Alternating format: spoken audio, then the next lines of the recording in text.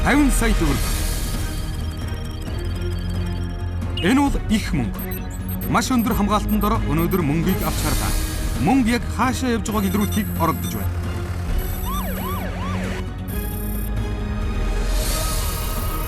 Нэг үргэлжлэн тоолсон 5,000-ийн дэвсгэр бүхий мөнгө студид орж ирлээ.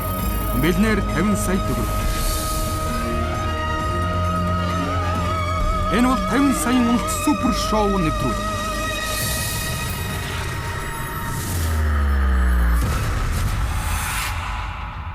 Нэвтрүүлгийн ивент төлөвч Монголын хамгийн том лоялти хөтөлбөр Candy. Нэвтрүүлгийн ивент төлөвч санхүүгийн боловсролыг дэмжигч Голомт банк. Нэвтрүүлгийн ивент төлөвч Туркийн цэвэр жимсний жуус Тамек.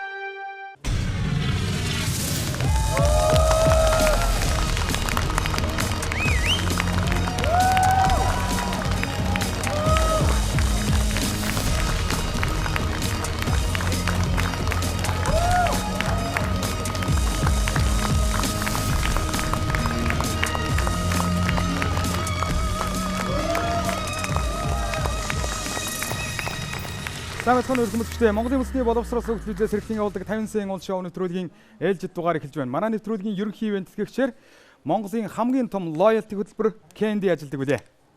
Тэгвэл өнөөдөр Candy-гийн маань 1 жилийн ой тохиож байна. Candy маань аль хэдийнэ 1 сая хэрэглэгчтэй болсон байна. Тийм ч учраас манай өнөөдрийн 50 сая уул шоу нэвтрүүлгийн энэ удаагийн дугаар маань Candy зориулсан тусгай дугаар байх болно. Манай нэвтрүүлгийн оролцогч мөн адил Candy-гийн хэрэглэгчд байх болно. Ингээд оролцогчдоо угтан авцгаая.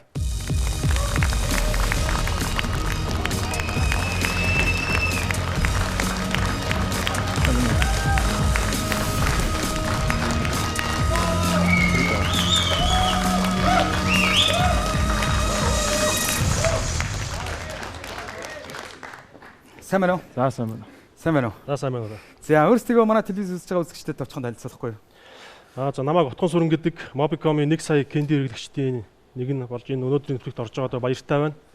За та? За намайг Манлаа гэдэг одоо 26 настай бас Candy хэрэглэж байна.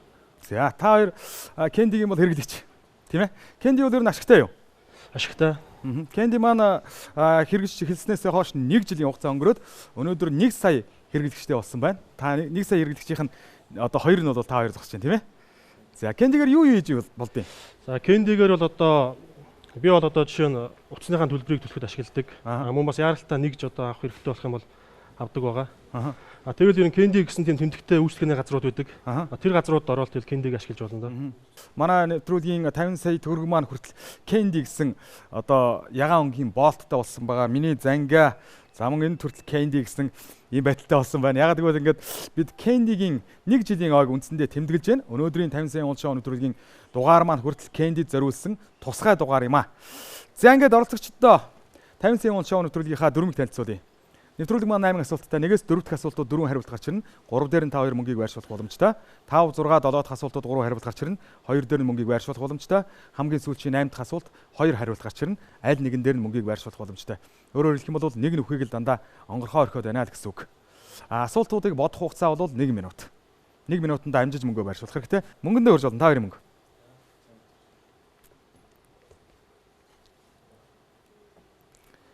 За Candy гэсэн болттой болсон байгаа шүү дээ. Асуух зүйл юу вэ? Байхгүй шүү дээ. Эхлэе та. Тийм. За тэгвэл та хоёрт 50 сая төгрөг байна. Надад 8 асуулт байна. Тоглолтоо эхлэе.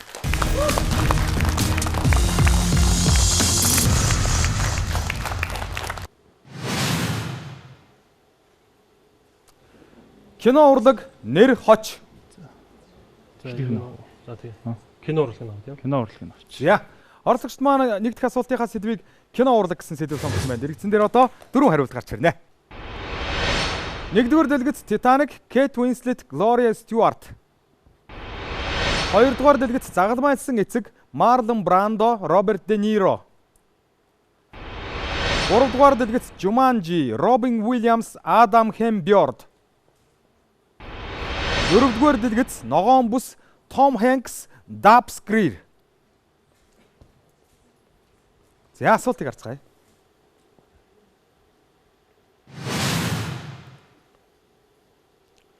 Нэг киноны залуу ба хөгшин нэг дүрээс 2 жүжигчин Оскарын шагнал авсан цорын ганц тохиолдол байдаг. Энэ аль кино вэ? Titanic-ийн Kate Winslet, Gloria Stewart хоёр Оскарын шагнал авсан байх магадлал. Загалмай хэсэг дээр Marlon Brando, Robert De Niro хоёр хоёулаа авсан байх тохиолдол байна. За мөн Jumanji-гийн Robin Williams, Adam Bjorn, Ногоон бүсийн Tom Hanks, Dabs Greer. За цаг явлаа. Залмаас ичгэн. Салмаас эцэг. За Дениро бол анх удаа авсан. Хоёр дээр нь залуу дөрөөр спортинг. Марлон Брандо нэг дээр авсан байж магадгүй л. Жуманжи бол шууд автоматар хасагдана. Жуманжи бол биш. Titanic бол аваагүй.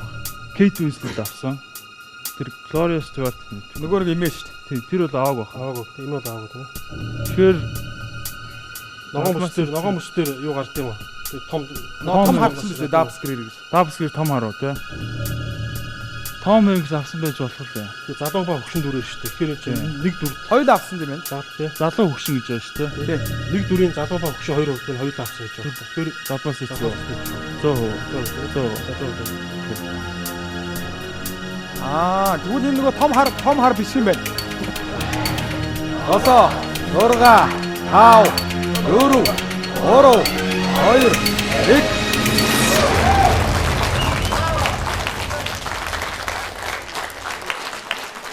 Я оролцогчд маань нэг киноны залуу ба хөгшин дүр хоёулаа Оскар авсан тохиолдолд цорын ганц байдаг гэсэн байна. Titanic-ийн Kate Winslet, Gloria Stewart гэхээр нөгөө нэг киноны ихэнд гардаг нөгөө нэг настай эмэгтэй байх нь тийм үү? За загалмайн эцэг Marlon Brando настай дүрдэн тоглодог, Robert De Niro залуу дүрдэн тоглодог те Vito Corleone-гийн. Тийм. Jumanji дээр Robin Williams, Adam Bjorn гэдэг хүүхэд байх та гэдэг юм жоохон хүүхэд тоглодог те. Ногоон бүсийн Tom Hanks-ийн одоо хүүхэд нас болж таарч байна. Dabs Greer гэдэг хүүхэд юм байна. Тэр нөгөө том хар биш юм байна те. Гэтэ ногоон бүс тэр хүүхэд нас Нэг их Том гарахгүй. Hanks хүүхэд насаар гардаг байхаа. Эсвэл Tom Hanks-ийн хөгшин нас гардаг юм уу? Том Hanks хөвшин нас бол гарч байгаа. Тэр Тийм юм болоо. Оскар авчихна гэж байхгүй хаа. Яа Яаж байхгүй. авчихсан юм болов? За оролцогчд маань бол загалмаас эцгийн Marlon Brando, Robert De Niro хоёр дээр тавьсан байна. Зөв хариултыг харцгаая.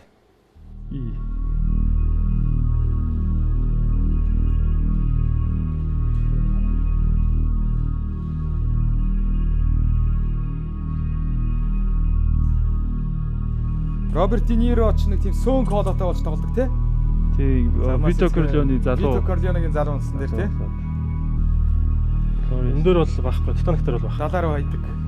Дөнгөж эхлэхдээ нэг жоохон гардаг. Эхлээд 30-40 минут гарна шүү. Тийм үү. Titanic ч өөрөө 3 цаг шүү дээ. Залмаас эцэг юм уу? Тэгээ төгсгөлтөө нөгөө нэг зүйлтэй хайдаг үстэй.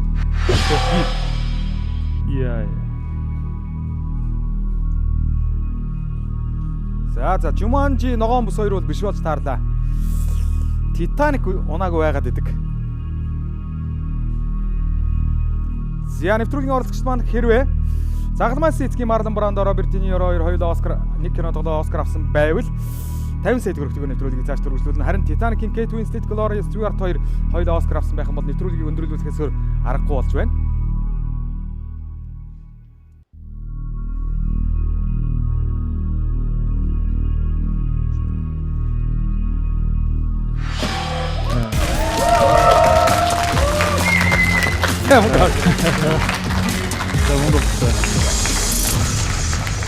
За оролцогчд маань нэг их асуулт амжилттай авч чадлаа. Marlon Brando, Robert De Niro хоёр загалмаас эцэг кинонд хоёулаа нэг нь залуу наснд нь нэг нь ахмад наснд нь тоглоод хоёулаа Оскар авсан тохиолдол дэлхийд ердөө цорын ганц байдаг юм байна.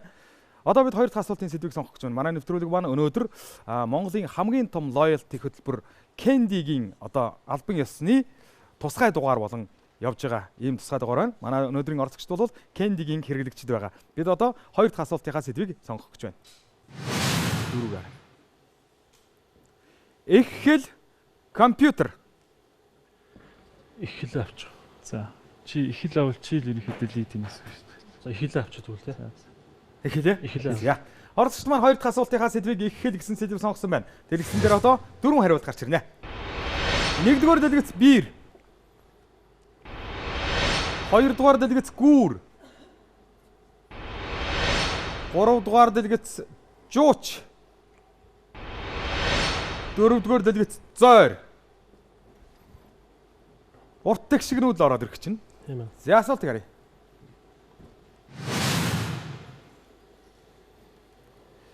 Эдгээр үгсийн аль нь монгол хэлний цагаан толгойн үсгийн аагаас яа гэсэн дарааллыг алдагдуулсан байна вэ?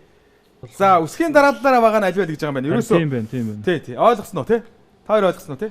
Би ойлгосон чи яаж Тийм, вэ? ойлгосон.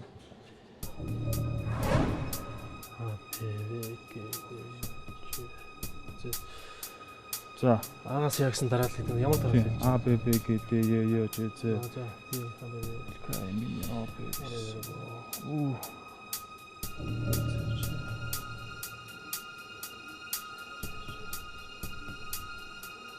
Чууч юм шүү. Тэгэж жуучаа. Зөөр зах болоо. Үсгийн дараалал зөрсөн байгаа. ЖЧ гэдэг шүү дээ. ЖЧ гэдэг байхгүй. Донд нуу орсон шүү дээ. А Б Б Г Д Е Ё Ж Ж. А Б Б Г Д Е Ё Ж Z. Тэгэхээр чинь Ж-ийн дараа биш биш. Ж чинь бүр. За хувааж байшуулж болно 14-өөс За. Гүр. Зөөр юм шүү. 9 8 За ингээд 7 6 Ингээд 5 4 3 2 1 цаг дуусаа. Ийм.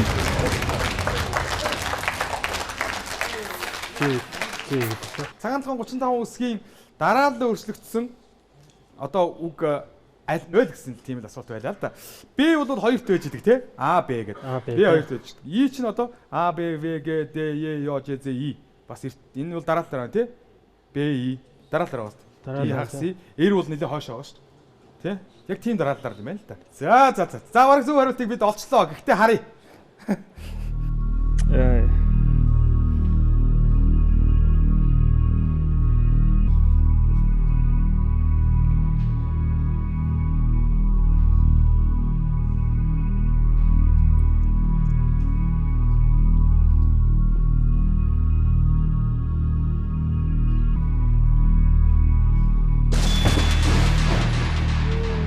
За зөөр биш болж таар да. зөөр биш байсан. Зөөр биш байсан. Гүрлээ нөгөө 9 гэдэг шүү. Одоо аль нь байна? Яг бодсон чи гүүр байна уу? Гүүр байна.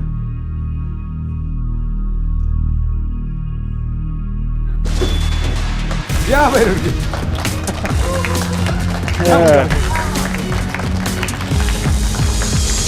За сандраа гарсан. Зөөр сая биш байлаа. Гүүр гэдэг үгэнд бол үсгийн дараалал өөрчлөгдсөн байна. Г бол мэдээж хэрэг урдуур дөрөвт байдаг тий. Тэгээд үү бол дунд хаваар байдаг тий. Үүгийн урд талд эр байд юм тий. Тийм ээ. 18 сая төгрөг манай оролцогчдод үлдсэн байна. За хоёр дахь асуултыг бол нэлээд хүндхэн давлаа. Тий. Их хурдан бодох хэрэгтэй байсан юм байна. Одоо бид гурав дахь асуултын сэдвийг сонгох гэж байна. За сэдвээ сонгоо. Таны мэдгүй спорт. Алин дээр үү? Спорт аваад ямар ч спорт ороод орчлох юм тий. Тий. Таны мэдхгүй байлаа. Таны мэдгүй байлаа. Таны мэдгүй нилээ ерөнхий Яаж болоо. ерөнхий болчихно тий. Чи яг юу гэж бодож байна? Спортын аваад мэдчихв. Тэхүү. Тий. Тэхүү. Спорт. За спорт. Оролцогч маань гурав дахь асуултынхаа сэдвийг спорт гэсэн сэдвийг сонгосон байна. Дэлгэцэн дээр одоо хариултууд нь гарч ирнэ. Нэгдүгээр дэлгэц дугуй, гүйлт, усан цэлэлт. Хоёрдугаар дэлгэц усан цэлэлт, дугуй, гүйлт. Юу вэ? Гуравдугаар дэлгэц гүйлт, усан цэлэлт, дугуй. Дөрөвдүгээр дэлгэц дугуй, усан цэлэлт, гүйлт. Юу вэ? Юм давтагдаад ирв. Спортын олон төрөлд буюу триатлоныг гүйцэтгэх зөв дараалал нь эдгээрийн аль нь вэ? Дугуй, гүйлт, усан цэлэлт, дугуй, гүйлт, гүйлт, усан цэлэлт, дугуй, усан цэлэлт, гүйлт. Цаг явлаа. Яа юу гэж бодож байна? Гүүгээд усан цэлээд тэгээд дугуунаад явдаг тий. Уснаас гарч ирээ дугуугаа төрж байгаа Тийм юм. тийм ер нь бол тийм баг. Дугуй усан цэлэлт гүйлт байж болох. Дугуй усан зэлж. Чангаар.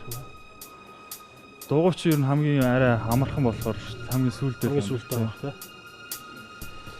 Тэр баг Усан гүйл цэлэлт. тусан цэлж дугуй биш юм да. Усан цэлэлтээр дуусна гэж байхгүй шүү дээ тий. Энэ чинь нөгөө Усан цэлж гарч ирчээ.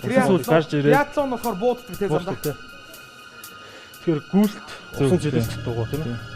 100. За ямар ч байсан. 3 дахь төрөл байж тий. 20 1 секунд үлдсэн байна. 100. Хамгийн сүүлд барин дээр гүйж орж ирээд идэх шүү. За нам тавьж байна. Гүйж орж ирж байгаа харагддаг шүү найзуудаа. Гүйж орж иржээ. Гүйж орж ирж байгаа хамгийн сүүлд гүйж орж барин дээр. Гүйж. 3 2 1. За ингээд биччихлээ.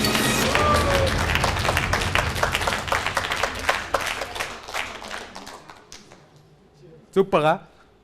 Хамгийн сүүлд гүйж орж ирдэг юм аа. Тийм үү. Тэрийг бол мэдчихээн. Эхлээд харин дугуй тийм үү усан зэт юм дгүй. Уснаас гарч ирчээд дугуугаа төрж гүгээд идэг санагдаад байна. Уснаас гарч ирэл дугуй. Бариндаа бол гүйж орж ирдэг байхгүй. Дугуйтай орж ирдэггүй. Усаар баринд орж ирдэггүй. Тийм, усаар бол гарна орж. Дугуйтай баринд орж ирдэггүй. Хамгийн сүүлд гүйж орж ирдэг байхгүй.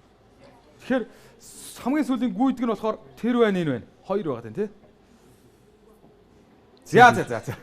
Би тэг санаад байна. Усан цэлэлт ямарч дундаа усан цэлэлт нь бол дундаа л байна. Тийм үү. Дугуй усан цэлэлт гүйлт гэсэн хувилбар дээр 4 сая төгрөг тавьсан. Тэнд бас нэг гүйлттэй юм үлдчихлээ л дээ. За үлдсэнийг нь болохоор гүйлт усан цэлэлт дугуй гэсэн хувилбар дээр тавилаа. Энэ бол триатлоны дараалал. 3 төрөлтийн дараалал тий. За дараалал болж байх хэвээр болж таарлаа. Гэхдээ мэдгүй би л яг тийг санаад байна. Гэхдээ та хоёрт би буруу хэлсэн байж магадгүй. Хамгийн сүүлдээ гүйжил орж ирээд идэг гэсэн санагдаад байна. Барианда. Түл бараг Зөв хариултыг авцгаая. Дугуй усан цэлэлт гүйлт дээр 4 сая төгрөг тавьсан байна. Үлдсэнийг нь гүйлт усан цэлэлт дугуй гэсэн хувилбар дээр тавьсан байна. Хоёул одоо энийг л хийж байгаа.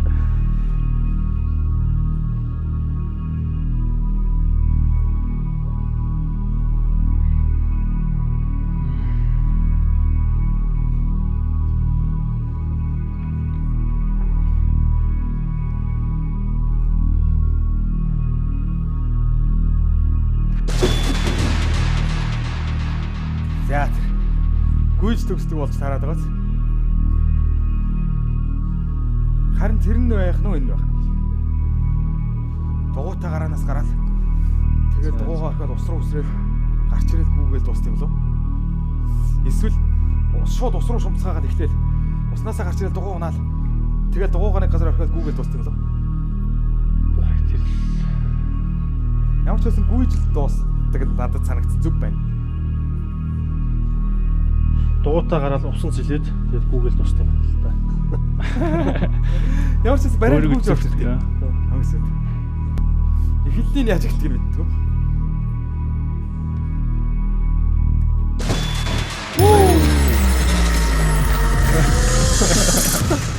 Кендигийн хэрэглэгч байгаарай цааш та.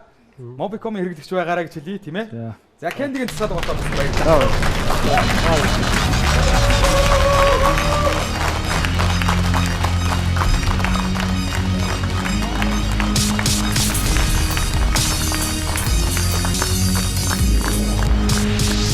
Эргэмэлтэй хэсэгхэн зар тусгааны дараа эргээд уулзлаа.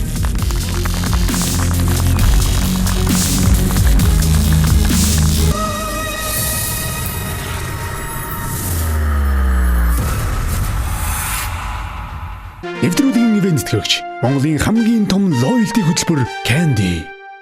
Нэвтрүүлгийн ивент төлөгч санхүүгийн боловсролыг дэмжигч Голомт банк.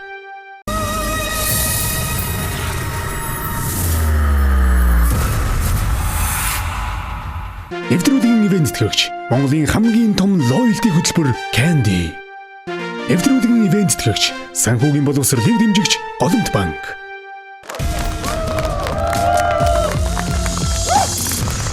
Эрхмүүлэгчтэй Монголын хамгийн том лоялти хөтөлбөр Candy-гийн 1 жилийн ойд зориулсан 50 сая улс шоу нэвтрүүлэг маань үргэлжилж байна. Нэвтрүүлгийн дараагийн маань оролцогчид мөн Candy-гийн хэрэглэгчид маань тайзнаа гарч ирэхэд бэлэн болжээ. Ингээд оролцогчдоо угтан авцгаая.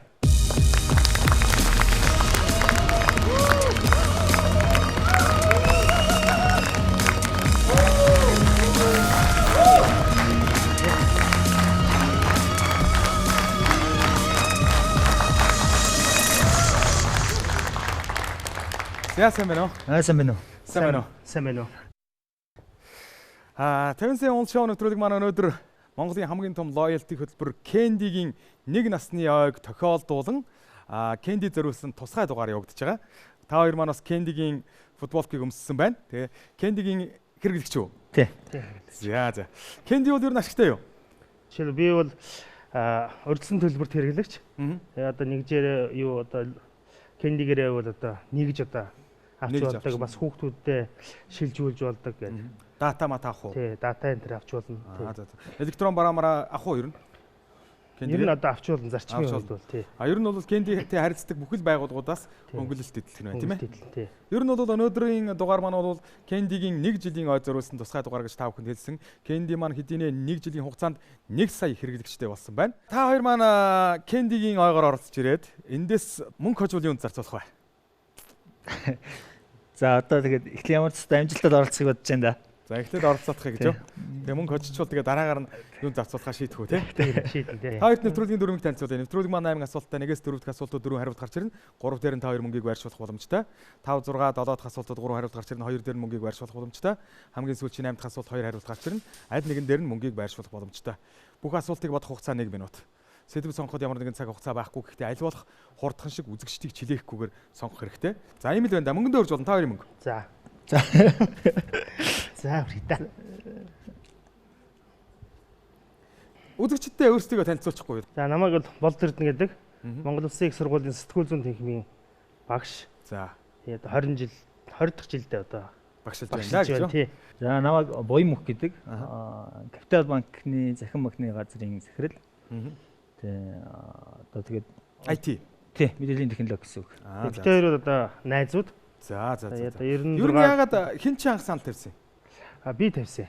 За яагаад энэ хүн төв? Энэ хүн бол айхтар мэддэг. Гэхдээ яг ер нь бол энэ хүн бол одоо IT тал жоохон тийм логик математик талын Өөр чиглэлийн мэддэг. тий би бол нэг жоохон нийгмээ гадарлах болов гэж бодоод ингээд тэгээ ерөнхийдөө бол битээр бас нэг орж үзье гэдэг өмнө бас Ярьжсэн. ярьжсэн тий. Та хоёрт 50 сая төгрөг байна. Надад 8 асуулт байна. Тоглолтоо эхлэе.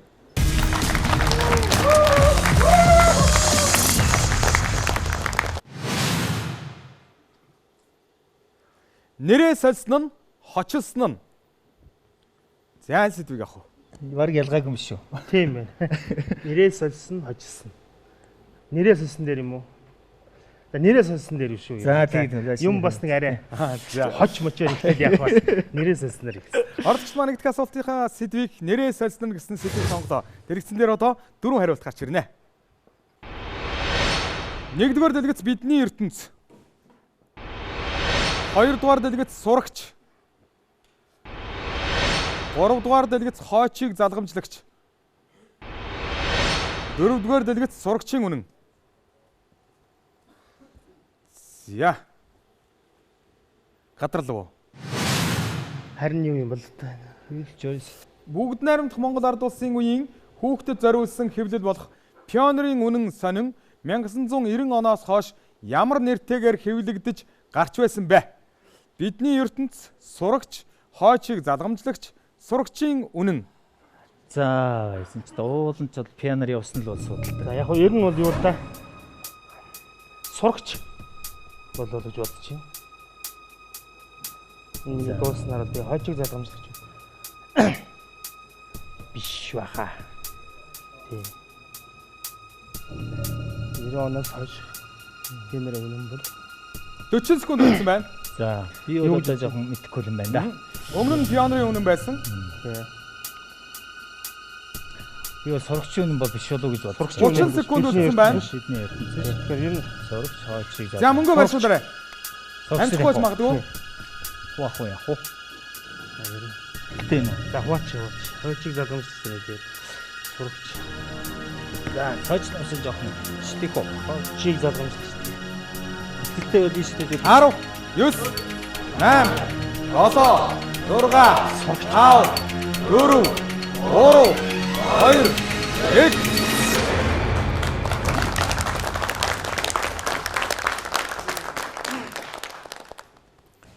За, оролцогчдын маань эхний сэдв бол нэрээ сольсон гэсэн сэдв байлаа. Хуучин бүгд найрамдах Монгол ард улсын үеийн пионерын үнэн сонин 90 оноос хойш ямар нэртэйгээр хэвлэгдэж гарч байсан бэ гэсэн асуулт байлаа. Бидний ертөнц, сурагч, хоочийг залгамжлагч, сурагчийн үнэн гэсэн 4 нэр гарч ирлээ. Бидний ертөнц байсан юм шиг үү? Биш баха. Бидний Биш үхэ. Сурагчийн үнэн. сурагчийн үнэн бол ёстой биш. Ёстой биш үү? Тэгээ ер нь бол яг зөвхөн миний бодлоор бол 90 оноос хойш мэдээж одоо нийгмийн тогтолцоо өөрчлөгдсөн учраас би бол яг энэ сэтгүүл зүйн төв Монголын сэтгүүл зүйн түүхийг бол одоо нэг сайн мэдэхгүй байна л да. Тэгээ ер нь бол одоо сурагч гэдэг дээр л байгаа болов. Яг хойчийг залгамжлагч гэдэг бас тийм одоо сэтгүүл бас гарч ирсэн. Тэгээ социализмын үед юм аа. гарч ирсэн санагдаж байна. Социализмын үеийн хойчийг залгамжлагч гэж байсан уу? Эсвэл тэр пионерын өмнө чинь хойчийг залгамжлагч гээд 91 2 3 онд гарч ирсэн нэг санаад байна уу? Харин тийг санаад байна уу? Тэгээд тэр үед би яг оюутан байсан болохоор сайн санахгүй байл тань. За оролцогчд маань хойчийг залгамжлагч гэсэн хувилбар дээр 13 сая төгрөг тавьсан, 37 сая төгрөгийг сурагч гэсэн хувилбар дээр тавьсан байна. Зөв хариултыг харцгаая.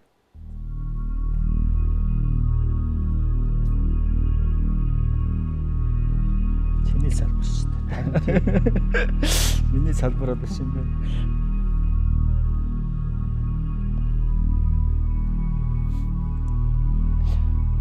Бидний ертөнц сурагч хоёр бол сурагчийн үнэ хоёр л биш ээ. Хойчийг залгамжлагч гэсэн.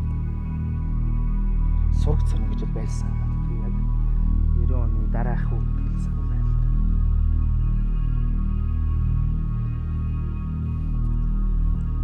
Оны үед ч одоо юм уу да. Бидний ертөнц сурагчийн үнэн бол биш юм байна. За сурагч хойчийг залгамжлагч хоёрын нэг болж таарлаа да. Пионер бол байсан биз? Пионер бол байсан уу? Байсан. Пионерын үнэнг бол уншижсэн. Уншижсэн.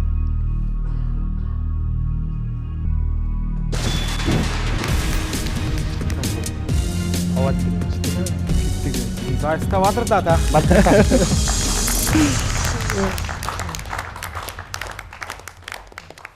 37 сая төгрөг доош унлаа. 13 сая төгрөг үлдсэн манай оролцогчдод. За мөнгө авч байна.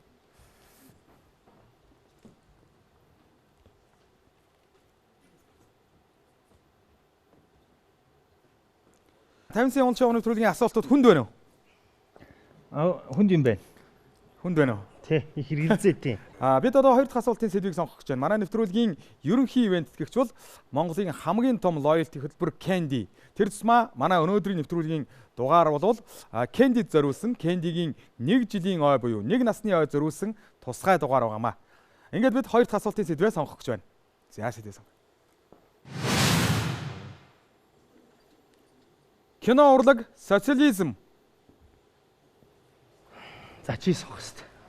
За би ч та социализмын сонгоо. Тэр үед бас нэг жоохон байсан юм байна. Оролцогчид маань хоёр дахь асуултынхаа сэдвийг социализм гэсэн сэдвийг сонгох юм байна. Тэлгэсэн дээр одоо 4 хариулт гарч ирнэ. Нэгдүгээр дэлгэц 5 төгрөг 40 мөнгө. За баларлаа. Хоёрдугаар дэлгэц 6 төгрөг 30 мөнгө. Гуравдугаар дэлгэц 7 төгрөг 20 мөнгө. Дөрөвдүгээр дэлгэц 10 төгрөг 60 мөнгө. За нэг юмний л үнэ байж таарлаа да. Тэглээ. Хям уу? Хям л байгаа да. 7-20 хям. 7-20 хям гэж байдаг байсан. 1990 оноос өмнө манай улсын иргэд хямыг бүтээгдэхүүний нэрээр нь бус худалдаалагддаг үнээр нь нэрлэдэг байсан билээ. Эдгээр үнээр нэрлэгдсэн хямнуудаас аль нь огт байгаагүй вэ? 5 төгрөг 40 мөнгө, 6 төгрөг 30 мөнгө, 7 төгрөг 20 мөнгө, 10 төгрөг 60 мөнгө. За энэ хоёр үлээс 7-20 10-60-ийн хям бол байсан. Тэгэхээр 5 төгрөг 40 мөнгө, 6 төгрөг 30 мөнгө хоёрыг аль нэг нь болж тарж байна. 6-30 болов. 7-20 хям чинь нарийн хям шүү дээ. Тэгэхээр чинь одоо л 5 төгрөг энэ хоёрт ямар хям 10-60 чинь Дотор махны царцаамаг мацаамаг юм болов? харин тий. Тэгэхээр тэр чинь 40 секунд үлдлээ. зайц ч юм уу. Би юу гэдэг аль нь байгаагүй вэ гэдэг байна шүү дээ тий. 6-30 5-40. За хуваах юм уу шүү. Хуваах. Би бол яг 6:30 бол их ойрхон юм тий. тэгэхээр бол ер нь юуны чи бол 5:40 дээр 6-30 гэж байхгүй хаа. байхгүй хаа юм. 5-40 хям гэж байсан санагдаад байна тий. 5:40 байвал Хувааж болно шүү дээ. Хуваагаараа. Хуваагаараа гэн. эцний Жохон читэйх үү. за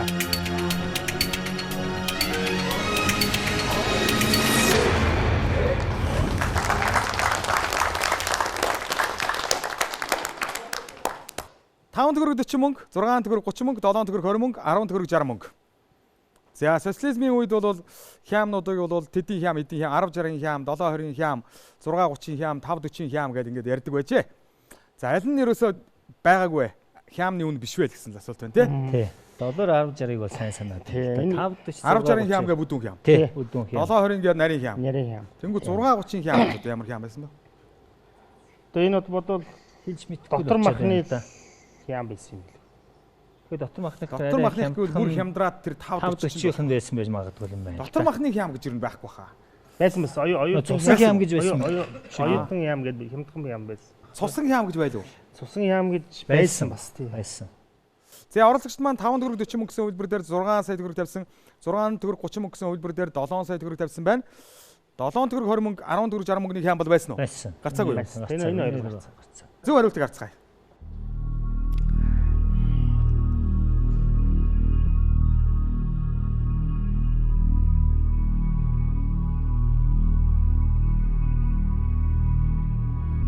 Тавдчин хям гэж байсан юм байна л да. Энэ одоо бодоод ахад бол арай цус юм. 10-60 ч одоо зочин л үстэй одоогийн. Тий. Нэг гоё хям байдаг гэж л тий.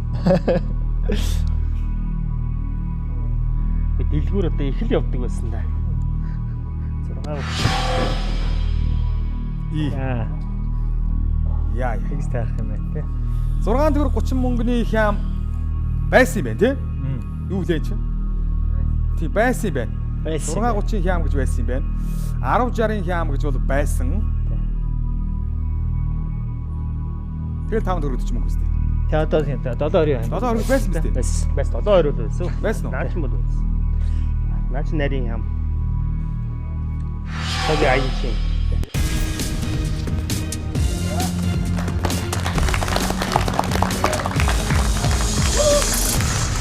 За оролцогчид маань 2 дахь асуултад авч чадлаа. Тэдэнд 7 сая төгрөг үлдсэн байгаа. 5 төгрөг 40 мөнгөний хям гэж юусоо байгаагүй юм байна тий. 6-30-ын хям гэж нэг хям байсан юм байна да. За мөнгө авч болно. За.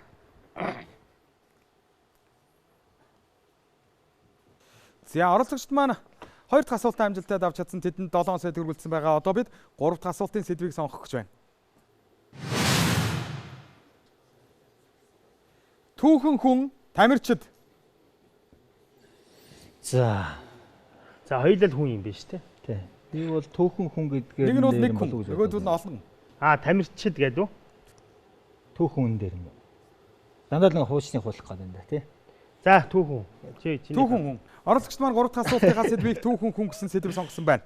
Тэр ихсэн дээр одоо 4 хариулт гарч ирнэ. Нэгдүгээр дэлгэц Шиндлерийн бүртгэл Оскар Шиндлер.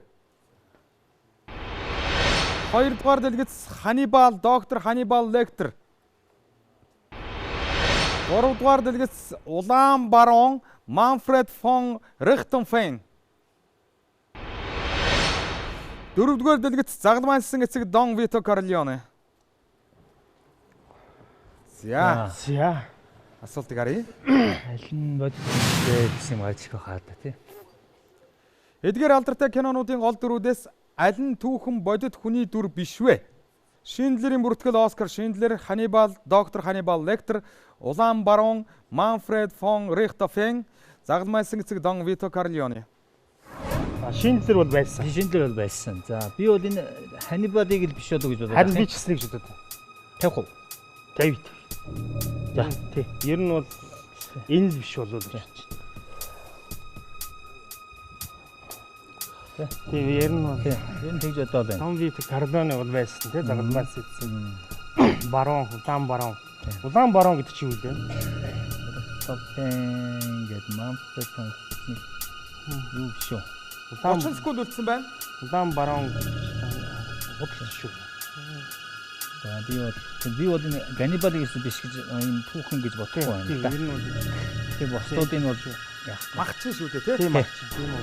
Энэ бол юу нэр вэ? Ураг майцаа. Ураг майцаа. Ураг майцаа нөр асаа. 9 8 7 6 5 4 3 2 1.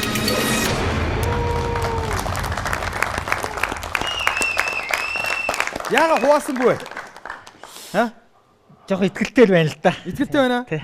Тийм Манфред фон Рихтенфейн гэж хүн байсан юм уу? Энэ хүн байгаагүй л гэж мэдээд байна. Байсан юм шүү. Яг Хоёр хүн байгаагүй. хүний мах иддэг барьдаг гэдэг нэг тийм Тий. цуурхал яг иддэггүй байлаа ч гэсэн хүмүүс тэгж ярьдаг. Үгүй юу. Эрх мөсгчтэй хэсэгэн зам сурталчилгааны дараа эргээд уулзцгаая.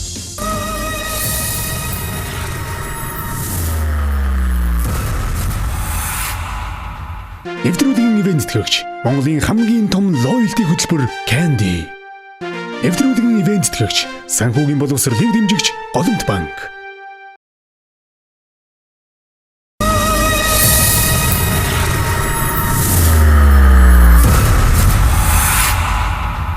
Эвдрүүдийн ивент тэтгэгч Монголын хамгийн том лоялти хөтөлбөр Candy.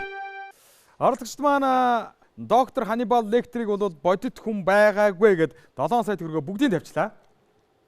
Вито Карлиано бол байсан уу? Байсан. Дон Вито Карлиано. Манфред фон Рихтофен гэж мэддэггүй. Мэдгүй. Энийг бол мэдгүй. Тэгтээ байсан л юм. Оскар Шиндлер байсан юм уу? Шиндлер байсан. Ямар ч байсан 7 сая төгрөгөө бүгдийг тавьсан байгаа. Зөв хариултыг харцгаая. Яа, Их л яваад байгаа шүү дээ. Тийм ах чинь хүн байсан шүү дээ.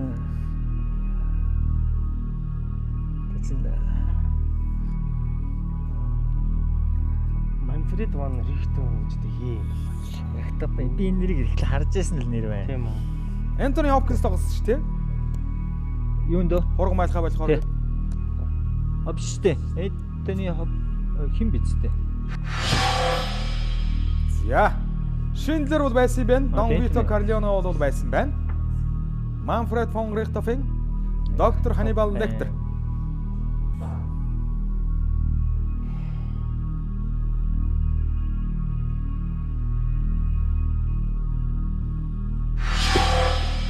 Яа.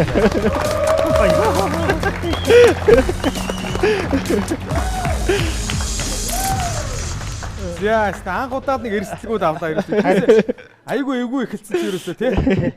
Тэгээ сая та хоёр ингээд шууд тавихаар нь заа ч бадарлаад гэж өмнөөс чинь айж ялла шүү.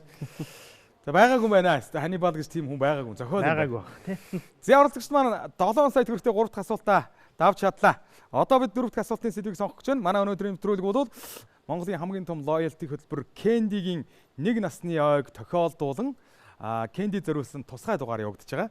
Бид одоо 4 дахь асуултын сэдвийг сонгох гэж байна. Газар зүй Холливуудын жүжигчид. За. Би бол газар зүй л их гэдэг юм. За газар зүй. Газар зүй юу?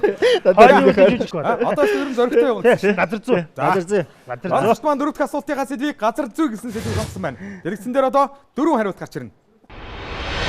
1-р дэлгэц Болгар. 2-р дэлгэц Турк. 3-р дэлгэц Румын. 4-р дэлгэц Унгар. За. Балканы хогийн орнууд байна. За, асуултыг харъя. Дракула зохиолоор нэрд гарсан Трансильвания гэдэг газар нутаг аль улсад байдаг вэ? Бид дөнгөж сая ярьжсэн. Болгар, Турк, Румын, Унгар. Би бол Өрмийн гэсэн. Өрмийн мэдээж өрмийн. За. Шууд өрмийн. Ярих юм. Ярих юм жаа. Энэ өрмийн дээ. Би бол Өрмийн л гэж бодоод байна. Тий. Болгар бол байхгүй, Турк бол байхгүй, Унгар. За. Цагийг зогсоох уу? Зогсоо. За, цагийг зогсоо гэдэг баяр хүргэе.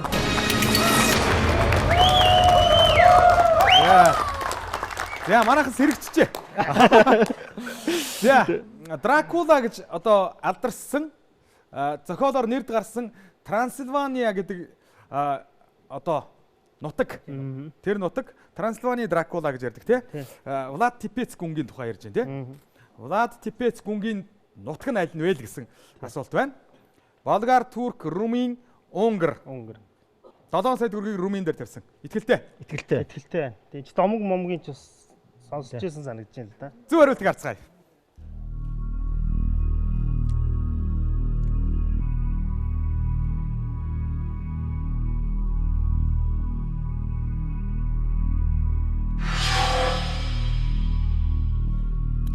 Болгар, Турк хоёр бол биш болж таарлаа.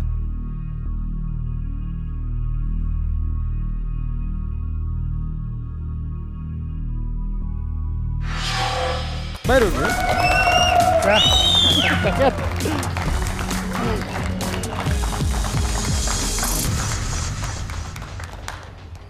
За оролцогчд маань дөрөвдүгээр асуултаа амжилттай давж чадлаа. Тэдэнд 7 сая төгрөг байгаа хിവэрэ байгаа. За сая яалтч байхгүй одоо Дракула гүнгийн нутаг Трансильвани хаана байдаг вэ гэсэн асуулт бол Румынд байдаг гэдэг нь гарцаагүй болж таарлаа тийм ээ. Румыны гүн Влад Типецийн домог бол одоо дэлхийд даяар аимшигтай түүх мэтээр яригдж явсаар сүүлд нь Стокер Дракула гэж зохиол бичснээр ингээд дэлхийд алдарсан тийм ээ. 7 сая төгрөгтэй оролцогчд маань одоо 5 дахь асуултын сэдвийг сонгох гэж байна. 5 дахь асуултаас 3 хариулт гарч ирнэ. 2 дээр нь манай оролцогчд мөнгөө байршуулах боломжтой юм аа. Хамгийн хурдан театр. За би бол одоо хамгийн хурдан гэдэг дээр нь тавьмаар санагдаад байна. Тэгээд хамгийн хамгийн хурдан авъя. тий. Оролцогчд маань жоохон хурдтай. 5 дахь асуултынхаа сэдвийг хамгийн хурдан гэсэн сэдвийг сонгосон байна. Тэрэгцэн дээр одоо 3 хариулт гарч ирнэ. Нэгдүгээр дэлгэц 100 метрийн гүйлтийн эрэгтэйчүүдийн дэлхийн рекорд. Хоёрдугаар дэлгэц хөл өмгийн дэлхийн аварга шалгаруулах тэмцээний хамгийн хурдан гол. Гуравдугаар дэлгэц нарны цацраг дэлхийд хүрэх хугацаа.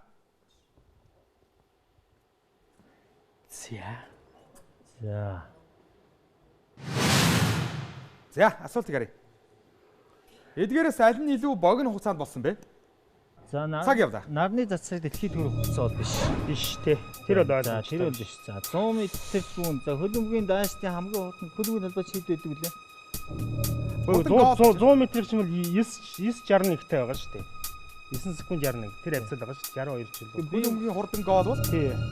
шүглэг хурлаа орсон тохиолдол байна уу? Харин тэр хэцүү санагдаад байна л да. Хөлбөмбөгийн талбай чинь нийтдээ баг. Ерөөс хөлбөмбөгийн дэлхийн аварга тэмцээний хамгийн хурдан бол онж баймаар гэдэг. Би бол 100 метртэй тавьчихсан байна. Аим хувааж болно шүү дээ. Та хоёр хувааж байна. Хуваа. Наа чи ерөөс юу юм бэ? 25 секунд үлдсэн. Наад хоёр чинь яаж ч болно. Гэхдээ хөлбөмбөгийн гол нь бол хурдан да. За хөлбөмбөгийн тийм хурдан. Наа чи 9 секунд чинь зөндөө өгсөн. Би үл хийн шүү дээ. 12 секунд үлдсэн байна. 10 9 8 7 6 5 4 3 2 1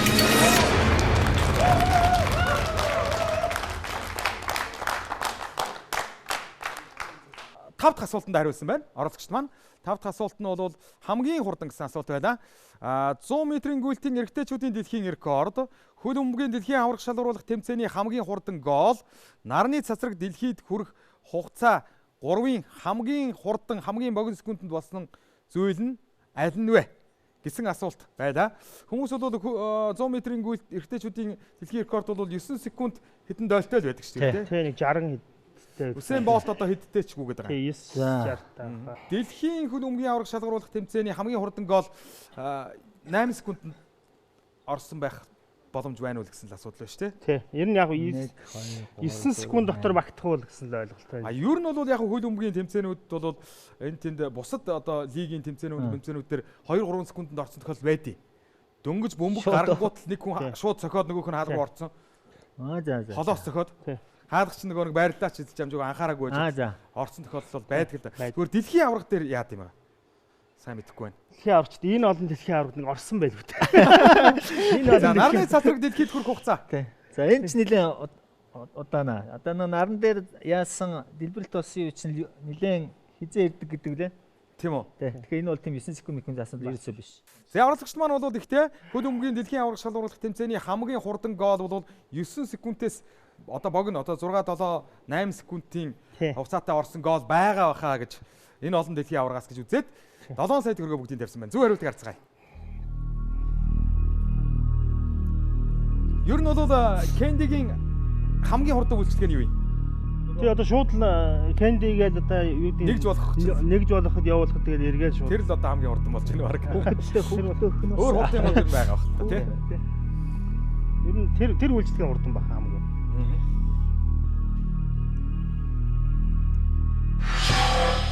За нарны цацраг бол удаа юм байна. Та нарны цацрагч удаа.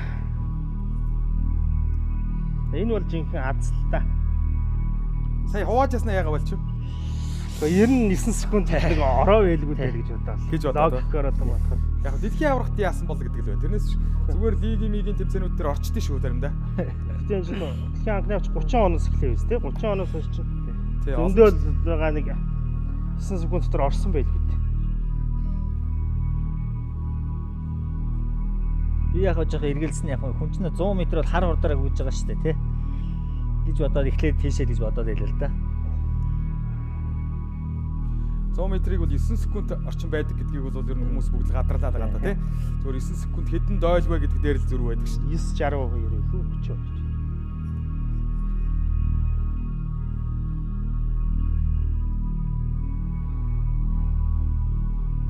Е.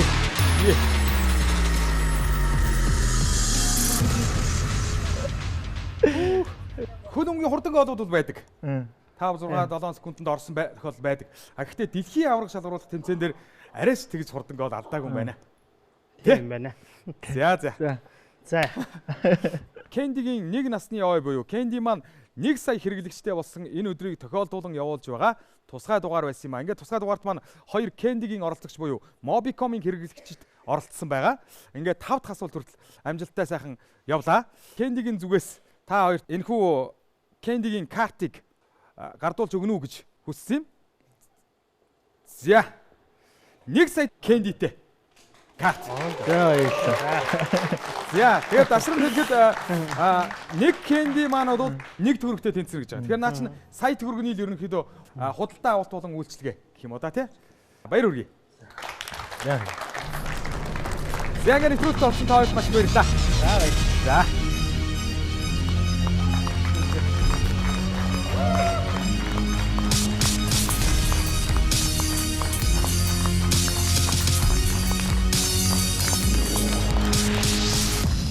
Эргэмлэгчтэй 50 сая мөнгө шоу нэвтрүүлгийн энэ удаагийн дугаар Кэндигийн 1 жилийн ой буюу 1 насны төлсөн өдөр төрүүлсэн тусгай дугаар байлаа.